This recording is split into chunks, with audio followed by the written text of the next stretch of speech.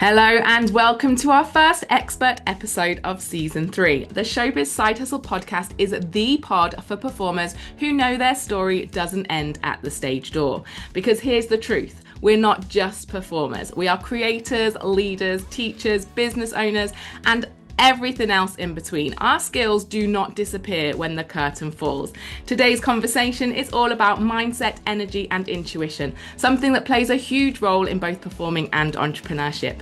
As you know, this season, I'm introducing you to the PerformerPreneur Associates, your pivot support crew, a hand-picked circle of experts, all with roots in the performing industry, who know what support and creativity looks like and how to help you build your business, expand your identity, and simply step into your next chapter with ease. You are listening to the Showbiz Side Hustle Podcast, powered by PerformerPreneur. Here with me today to share her expertise is Buckso, a West End actor and spiritual coach who helps people reconnect with their authentic self, clear blocks, and move forward with clarity and confidence. As performers, we're used to following direction and external expectations, but existing outside of the industry can prove difficult. Pivoting and building a business requires us to trust ourselves and our instincts in a completely new way. So in this episode, we will tap in to Buckso's superpowers, where she will guide us and shine her light on all the things that can support you in your next spotlight. Please welcome, drum roll please, to Buckso. Hello, my lovely. Hi, Nicole. Thanks for having me today. Absolute pleasure. I'm so excited to share you with our listeners today. So let's jump straight in because there's so much you and I can talk about and there's so little time. So tell us first and foremost who you are in your performer guise. What does that look like for you? When, where, and how? Right. So I work as an actor and have done for the last sort of 18 years. Went into it quite late at the age of 37. So now at 53, it's almost like, well, I guess a lifetime compared to actors that go in at 18 and 19 who kind of give it a rest in their 30s. I can imagine that that is where I'm probably at right now in my stage of their career. So West End, theatre, West End and film as well. So give us, Mm. and TV, come on, do some Hmm. name dropping books. So what can we find you in? Well, to make it easy, I've been in all the soaps. So, when I say this to people, they're like, mention one, and it's like, yes, yes, yes. I have been in all the soaps, except Holby. That ended before I had a chance to step on those sets. I've done the West End in 2015 for Bend It Like Beckham. And then I've done sort of movies. Last year was one called Urchin, which is an independent, but directed by an amazing guy. Um, he's a very, very well-known actor, Harris Dickinson. It was his directorial debut, so that was quite a privilege to be in that. But yes, Aladdin, people will know Aladdin. I've been in that. A cameo role, nonetheless, but yeah, Guy Ritchie directed that, and I had always wanted to be in a Guy Ritchie film. I just kind of hoped it'd be something along the lines of, you know, what is his films called? The gangster ones. I just wanted to be a bad bitch in one of them. But instead, you're a bad I was bitch in assaulted life. in Aladdin. Okay. So a very diverse, exciting career, and like you say, something that happened later on in your life. So give us a little bit of insight, what was happening before the performing career, and then what was happening after that. So I used to work for the railway. So I was about 20, early 20s when I went into the railway. I left school with no qualifications. So for me, starting out at the bottom was always going to be the thing, the bottom of the rung, and work my way up. And I've kind of had that mentality throughout the acting as well. And having not had any formal education with the acting either, I always felt that I needed to start at the bottom. But before that, like I say, I was in the railway and then I had twins, got married. And so life kind of took over. I couldn't go back to the railway because they didn't have part-time working 23 years ago. And so I was just went from pillar to post, call center, beauty therapy, here, all like a pinball in a machine, just all over the place. And I still wasn't satisfied with what was being presented. So I just thought, you know what, I still want to be sort of on set and do a bit of something related to acting. So I'll go into background work. And so I went into being an extra. And that was in 2007. because I thought, you know what, that's the best I'll ever get. I haven't got any qualifications. I live in Derbyshire. I've got no chance of getting any sort of acting career now. So I went into background work and did that for a year, and I loved it. I really did love it, to the point where, living in Derbyshire, I would travel to Bolton, which is a good 2 hours, maybe a bit longer at peak time, which is what it ended up being when I got up there. And I travelled every day for 2 weeks, round trip there and back up to Bolton, probably earning £100 a day, but having 20 of it taken in fuel, and leaving home at 6:30 to get on set for 8:30. Well, to get there for 8:30 and probably not be seen or used till 1 in the afternoon or something. Do you know what I mean? So I kind of felt I did my apprenticeship through background work, like for that year. And people massively look down on being a background artist when they go into the performing arts industry. And, for me, I've got the utmost respect for them, because essentially they do get treated a bit like shit. Not gonna lie, they really do. And I always knew my place on set, and there are some idiots that are extras that didn't know their place and would be and show up in spaces and places and say things that were just totally like, be quiet, And so you saw a lot. I saw a lot from that side of things. So when a year later I had the opportunity and was introduced to an agent by a friend of mine that was on a show being produced, and he was a runner on that, and met this agent who had just set up an agency. Um, he got taken on by him, and he mentioned my name. He mentioned my name, and I don't know how he sold me to him, but he did. And I went down and auditioned for him. And I did something out of Chicago. I played one of Roxy's monologues, which I didn't know what a monologue was. Yeah, I just wouldn't do Roxy. I'd probably do Mama. What's the name Emma of the Morrison, yeah. woman? Yeah, I'd have probably done her, and I would still do that today. But at that time, I didn't know that you're supposed to go and do a bloody monologue of the kind of role that you'd be expected to be cast in. Anyway, I delivered it to him, forgot my lines, and messed up. But he gave me direction, and he said, "Go back and do that again. Do it like this. You're angry. You're sad. And kept changing my. And I responded. So I took direction, which ultimately maybe one of the things later on that you ask or allude to. But to take being as an actor performer, whether you are on stage or on the small screen or whatever, if you can't take direction and give them what they want, you really are. It doesn't matter where you've been, how many years experience you've had, and the bestest of drama schools and accolades. If you can't take direction, you ain't any use to them. Although there are some directors out there that are pretty shit at giving direction as well. Well, they expect you to have all of that and more. And you do, because you've proved that in a very different way with that tenacity that we see in all performers and all entrepreneurs, actually, which is why I believe performers make the best entrepreneurs. That kind of just Absolutely. pushing through, doing what you need to Absolutely. do, learning as you go, taking the knockback, pivoting, using what you've been given and building on it. So you've just, in that short amount of time, just really, encompassed that Encompass so all that. well. Yeah. Yeah. Yeah, exactly. And I think, you know, I'm kind of glad I didn't get tainted. And I say tainted because I've come across so many actors in these years that do go to the drama school. And, I wouldn't say I would never have done it if I'd been given the chance. Just for the experience, like uni, you go to uni never intending to do the thing necessarily that you're studying, but you go for the experience, right? And I think I would have loved to have had the experience, but I do think a lot of the experience that people have in these places massively impacts their reality when they are out there, and they have this heightened state of expectation.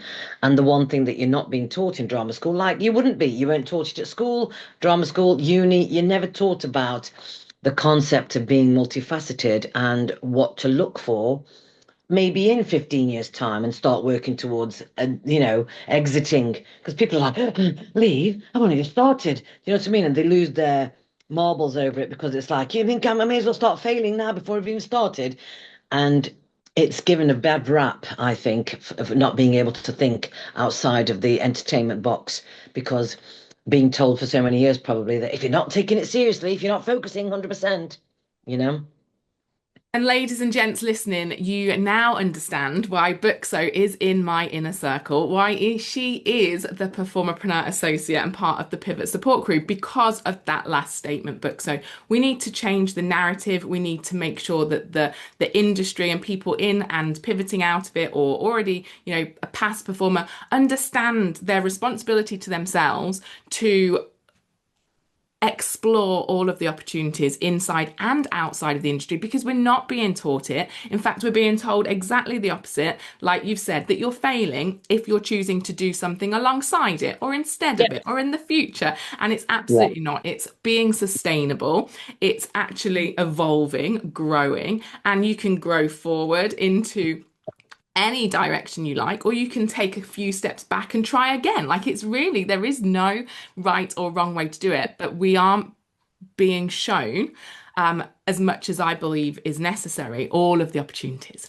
So that leads us Mm. perfectly on to, again, the reason why I've brought you into the podcast today and into the Associate Network to share with us what you have done alongside performing, how you can support others to be and become more. And I'll leave Mm. that to you to go into detail. What Mm. is it you do alongside performing now, Buckso? Yeah. And I think it's taken me, unfortunately, a life incident, which we shouldn't really wait for. But I think because performers, we are very reactionary if we aren't told there's an alternative. I mean, after my dad died 6 years ago, I was going to throw the baby out with the bathwater. Do you know what I mean? I didn't ever want to be married anymore. Didn't ever want to be living in Derbyshire anymore. Didn't ever want to be an actor anymore. I don't want to, I was stripping away. Everything was just falling away because of the identity I'd put on myself and trying to prove myself to my dad. So when that started to happen, I thought I was falling out of love with it and slipping away from it. And I did. I did because grief will do that to us. And then it's only just started to come back this last sort of year, 6 months to a year with gusto that, no, actually, I'll keep my toe in the water and I will keep having auditions. I'll say no more often because I never said no before. Never, ever said no to an audition because I was programmed to think that if you don't say yes, somebody else will and they'll take it from you.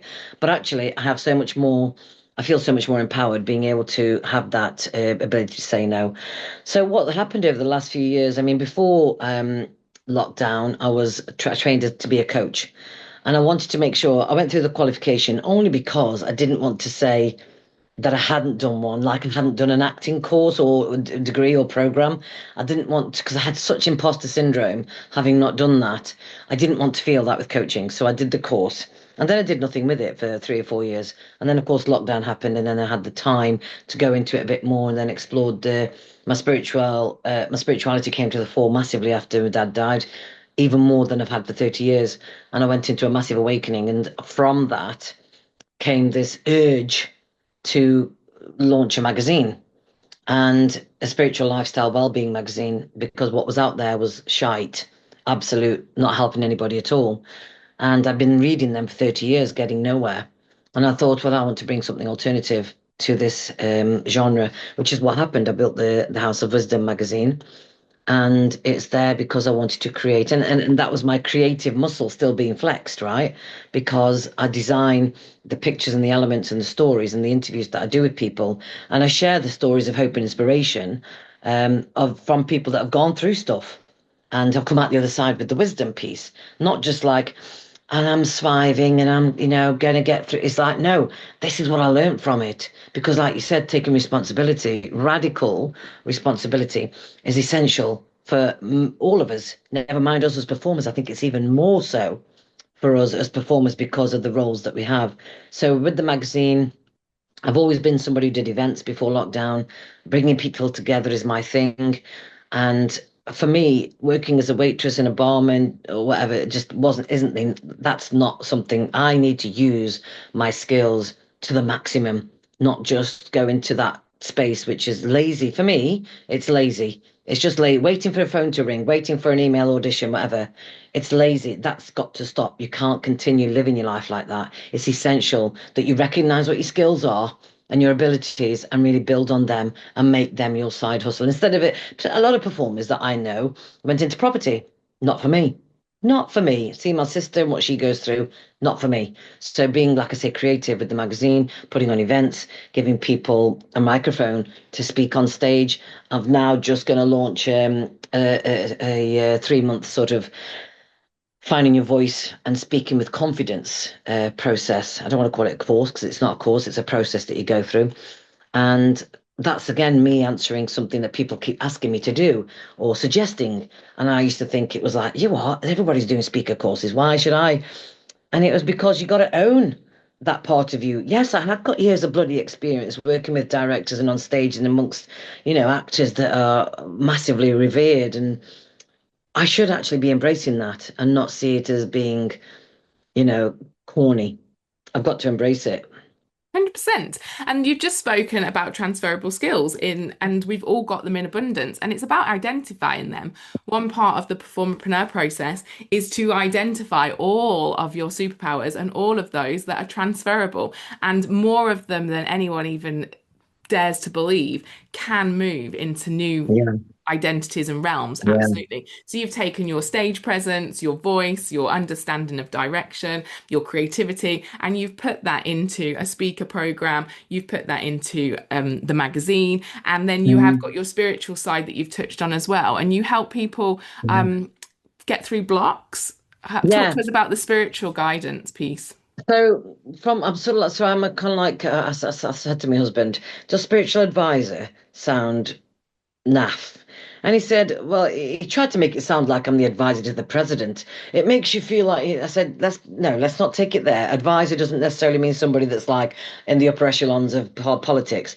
But I am essentially because everything I've done to date has been on my own, fumbling through. And I wouldn't want anybody else to experience that alone. So I would say, actually, I am a spiritual advisor and mentor.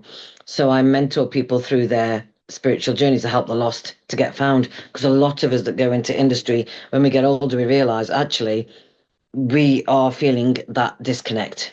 And this is what I get people to do. I get folks to connect to the truth of who they are, which is their higher self. That part of us that gives us those intuitive nudges and the gut thing. And when you become disconnected from that, it shows up through sort of excessive behavior, whether it be drugs, alcohol, or anything to the excess. That's when you become disconnected. And, it's been made to look very fashionable in the industry, like, oh, he likes to drink, or she likes to do drugs or whatever. And it doesn't have to be that way. And I think the new generation of performers that are coming through are of the ilk that really need to tap into this because they are so expansive in their consciousness. They don't know that yet.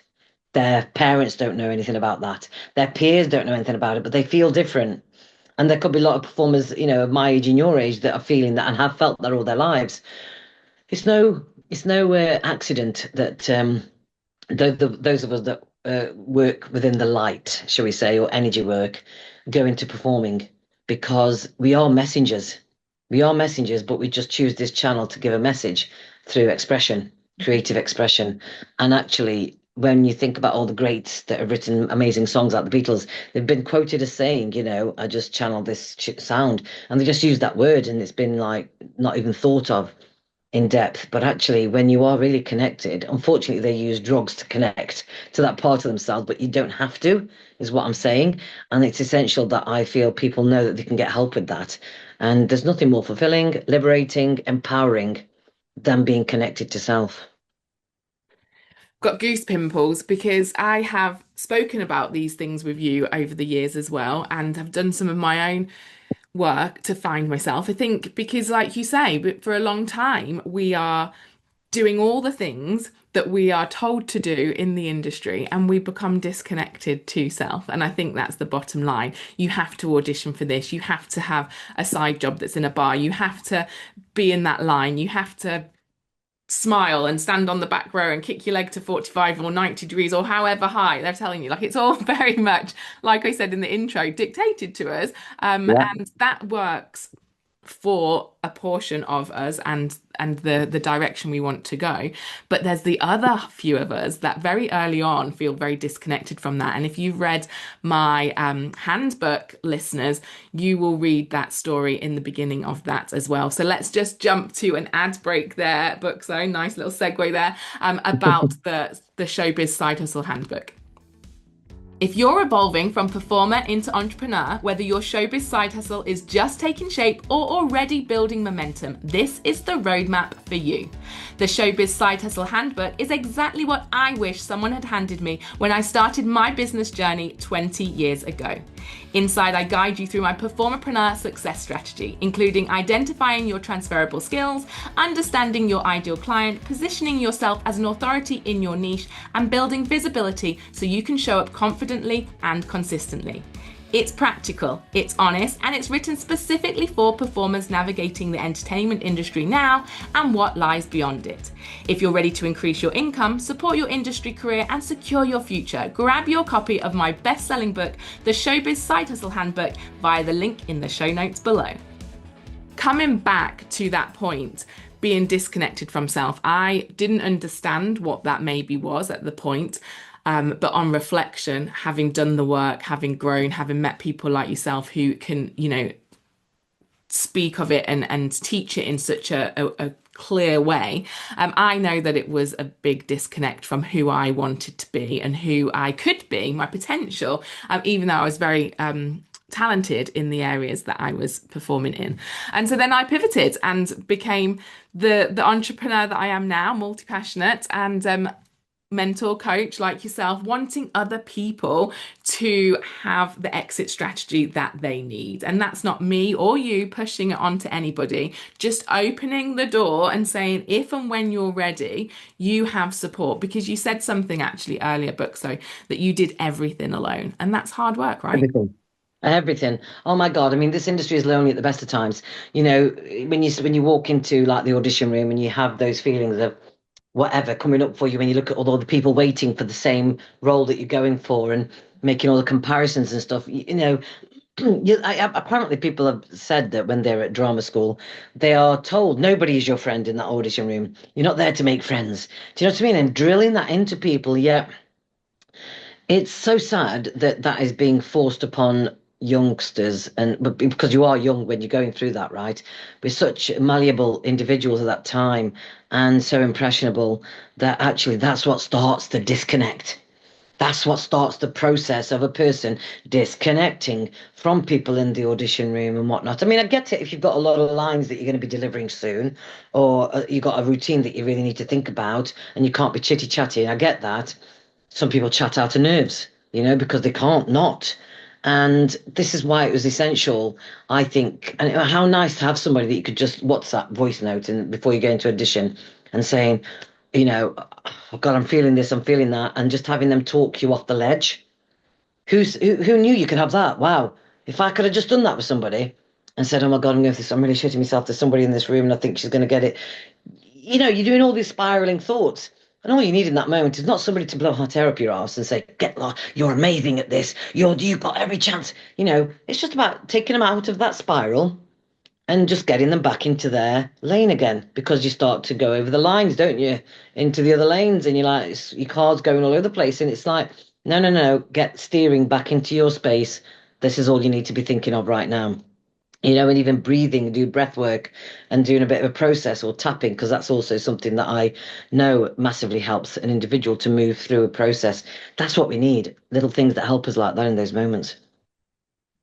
And so then somebody like yourself, and the fact that we've got you in our support crew, in the associates, would be able to guide the listener, guide the person that needed that into finding these skills, understanding how to use them and retaining them and being that person, but equally future-proofing by having the skills and the understanding of what we can do to support ourselves and our nervous systems, right? I mean, there's a lot going on in the world, in the industry, in our lives, at each stage of our lives. So to me, this sounds essential for just living. So why are we not taught this?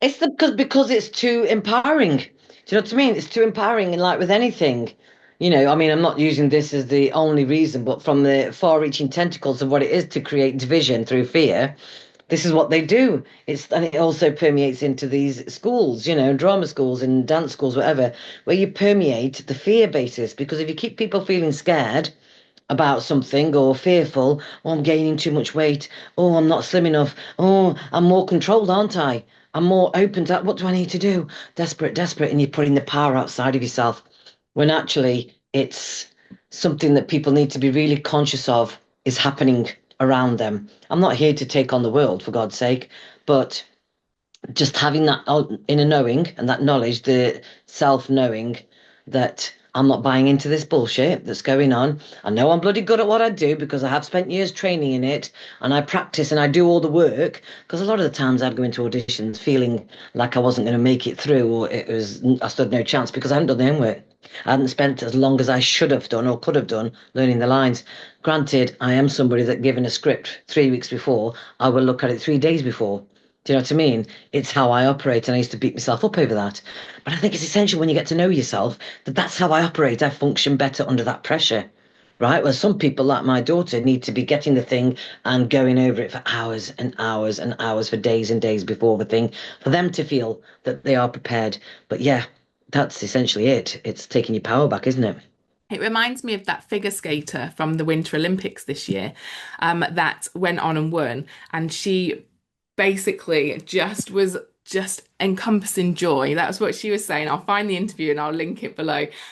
She took the pressure off it all. Exactly what you're saying. She knew she could do it. She knew she could have skills. I think she told her father that he had to not be in the rehearsal rink and things like that. He was too much pressure. He was adding too much to it. She was just going to take what she knew she could do and just enjoy it. And it's such a simple Mm. statement. And you think, well, gosh, that should be what we're all Why doing didn't all of the you? time. But it's so far from what we do live in a reality, the pressure and the all of those bits, and just forgetting that actually essentially we're here to do what brings us joy.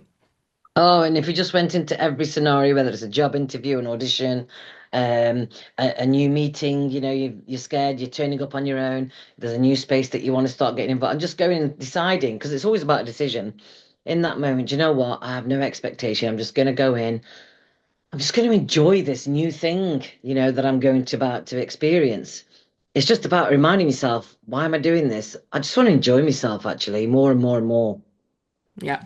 And so, talking of joy then, and the spiritual journey you've been on and the joy you still now have for the industry, you've come back to it and you're excited, and then the extra things that you've put into your own life with the magazine and the speaking, at what point do you think a performer, a performerpreneur, a pivoter, an entrepreneur, even, at what point do you think they really need to be focusing more on what they actually want to be doing and the joy?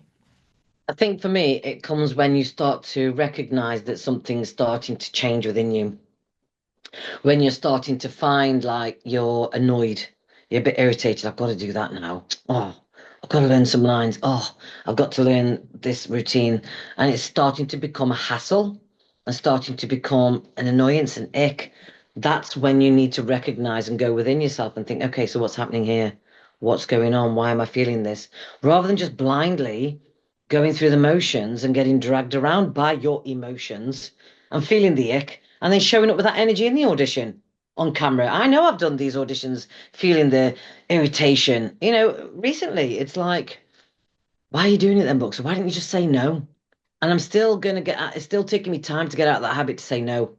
Even though it's been these many years, it's not going to happen overnight, which is why I implore people to bloody start to think about saying no more often, sooner rather than later, because once that starts to happen, you realize you're not enjoying it anymore, and then it's too late. Then you feel shit. I don't know anything else. What else can I do? Oh no, I've got to carry on. Oh, I said I was going to. I said I was going to smash it in this industry, and you start putting yourself up and you're pinning yourself to the wall because you said this 5 years ago, 10 years ago.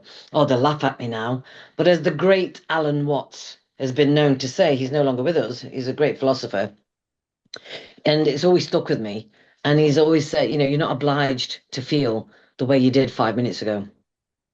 Do you know what I mean? And if you are going through a process, like I was massively going through this healing process this last 6 years, I was so anchored in to the decisions I'd made with my whole body during traumatic moments and in trauma years that I was so invested in that being the thing that I had to do that it was like I didn't have an option to leave or change my mind. So I really do invite people to consider when you're saying something with conviction, really think about that. And yes, when we're younger, we say it with fire, we say it with brimstone, we say it with all the energy because we've got it. We've got the energy. And as we get older, we don't have that sort of fuel in our jets. We're not fueled by the same gasoline, shall I say, as the older you get. And I need you to understand that that's okay because your fuel has to change. Because can you imagine if I was full of the same fire that I had at 25, at the 53? The young ones wouldn't stand a chance. So we have to make sure that we are out of that energetic space for our evolution as well. Do you know what I mean? I absolutely know what you mean. I love it. And I often say every emotion is a clue. And you can get some of that fire back once you start identifying what that emotion's actually telling you, what that ick is. And then, like you say, you then diversify your joy, you diversify your energy, and then you find more energy for those bits of the things that you want to stick with and do, and then pivot and explore other roles, other identities, other opportunities which you have gone on to do. I'm just really conscious of the time, Buckso, so I'm going to just do a few quick fire questions. Okay. Best piece of career advice you've ever received? I didn't necessarily get advice. Do you know why? Because I never asked for it because I didn't think I deserved help. Do you know what I mean? And if I asked for advice or help, it meant I was weak. And I was going through all of this stuff where I needed to be strong, needed to be strong. And I think a lot of us do this. We don't ask for help or advice. So please do ask for advice and help, but not from a plumber that knows nothing about joinery. Do you know what I mean? Be careful who you're asking the advice from. Make sure the person's done the thing, lives the thing, eats and breathes the thing. Maybe not now, but has done in their time. And know that what they've got to say to you whenever anybody gives you advice is their experience based on how they were showing up, right? That's not your truth. So be wary of whether you need to even need advice. Because sometimes we just get these 5, 10 people telling us, it causes more confusion. So really consider whether it is advice that you need and are you able to take it on a neutral level. Oh, brilliant. And the exact reason why we have the associates, because we have lived and breathed it. But I love that extra end point you made. It is our experience. It doesn't necessarily mean it's going to be the same, but it's just certainly a closer experience to, like you say, the plumber Mm. or even a parent that hasn't, and they're speaking from a different place of love Yes, and protection. Um, yeah. Next quick question. One habit that you wish you'd started sooner? One habit. I wish I had. I mean, I say habit I'd started sooner. Not that I've got it now. Even now, I haven't got it. I wish I had got sort of more in a routine of line learning and it becoming just a thing for me where I didn't leave it till 3 days before I needed it. I would have liked to have had that ingrained in me somewhere that just get into it and shown them how to break down a script. People do things that breaks a script down. I'd love to have known that habit of what you did with it and how. And then I have an argument with myself because then on the flip side, I'll say yes, but then you get too mechanical in how the script is delivered. And you get to, if I read something too much, again, this is when you get to know yourself. I don't do it from a place of natural, because one thing I do get commented on a lot is that I'm a natural actor. You're very natural. Every time I'm on set, you're such a natural. You're natural. When people say, "Oh, you're such a natural," it doesn't necessarily mean like, "Oh, it comes to you naturally." It means how your being is natural. It's not fake. It's not acting. It's a really difficult one to explain, but yeah, that's one habit I wish I'd got. Overanalyzed, I guess, if you read it too many times. So it Mhm. becomes, yeah, like you say, a bit mechanical, a bit monotonously spoken. Mhm. Something that you think people in our industry should start doing sooner than they do, or just Thinking, start doing today.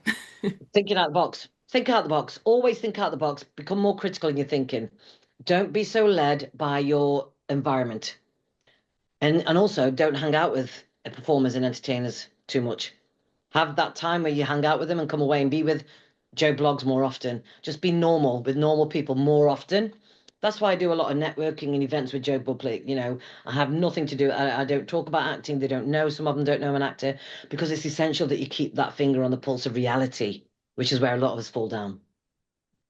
And something that people should stop doing. Stop looking outside of yourself for the answers. That just comes from a place of insecurity because you don't know who you are. So you can only stop doing that when you start to get more. and go more within and ask the questions of yourself and feel into your body. I was so disconnected from my body. I am not fully connected to my body still, but so disconnected from my body that I wouldn't know when it was making a reaction to something because I just so many years ignored it. Yeah, numbed it down. So anybody listening to today's podcast that's thinking, right, I need to know a bit more about Buckso. I'd love to explore working with her. I need some of this understanding, this permission, because there's a lot of permission that you're saying in here, Buckso. You can reach Buckso through the website, performerpreneur.co.uk. You just tap on Buckso's picture on the network, send me an email, I will connect you. And there's a little form to fill out, or Buckso, they can reach out for you directly. That's absolutely fine too. You've got your magazine that they can learn from, not just you, but many other influential and incredible people that you are connected to. Please just, we'll put all this in the show notes, but please just tell us a few places we can find you. A couple of links will go into the show notes. And a last kind of thought of who you would encourage to step forward. Anybody that's feeling lost.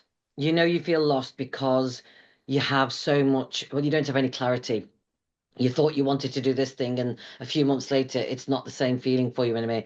You're feeling like you've a cork bobbing around in the sea. You're lost, and people can get in touch with me mainly through Instagram. It's my best one. I am Buckso Dhillon. That's BUCKSO DHILLON. I am Buckso Dhillon. That's the best way to get hold of me, really. Yeah, and then come through the website, as I say, listen to the podcast, and you'll see Buckso popping in and out of my world and me in and out of hers over the next 6 to 8 months as well. You've got a couple of opportunities for people to come and be in person with you, which I am a massive fan this year of getting in the room. Just give us a little lowdown on those events as well. So every 2 months I had it yesterday. Every 2 months I have something called the Empowered Connection, where individuals can come together and speak in a space and share stuff that they would never share in their real life with the people that they know, love and trust, because they can't. And the whole point is to connect them to their truth, their real selves. That's why it's called the Empowered Connection. Normally about 25 people. We meet for 3 hours on a Monday morning, 9:30 till 12:30. The next in-person full day is called Be More You, 6th of June. That's here at the Radisson Blu, which I believe you're going to be participating in, Nicole, on the panel, where I've invited people who are, I feel, living their life being more of who they are, right? I've not arrived at a space, but I live my life being more of who I actually truthfully am. And that's what I encourage other people to do, and inviting other folks to share their journey and how they're doing it is what I feel will help other people to be brave enough to do it for themselves. I've also got a Wellbeing Expo, March 29th here in Derby, and September the 27th as well, where I've got over 45 exhibitors that will be able to connect you to any spiritual, emotional, mental, physical issues that you have, because it's the holistic approach, and it's actually all about the wisdom that you now need to know about in your journey. You've heard it here first, performers. We've got the talent, we've got the tenacity. We now need to connect the dots, find the wisdom, connect to our inner self, be doing all the things, do all the things that bring us joy, and then expand into those opportunities and circles and friendships and careers that are really going to fulfill us and give us longevity. Buckso has to rush off. She's a very busy lady, but thank you, Buckso, for joining us. You are incredibly inspiring. You've got such a diverse ecosystem of things that you do love and are, and I just know that my listeners listening in today will have left this episode inspired. Come and find us, guys. Come and ask us any questions. Thank you, Buckso. Big love. Thank you. Bye. Okay, guys, that's it for today. I hope you've enjoyed the show. Thank you for joining me here on the Showbiz Side Hustle Podcast. So until next time, please do take a little bit of action, that very first step, and make sure that you are doing something for you and your Showbiz Side Hustle this week to move you forward and get you heading quickly and swiftly and strategically towards success.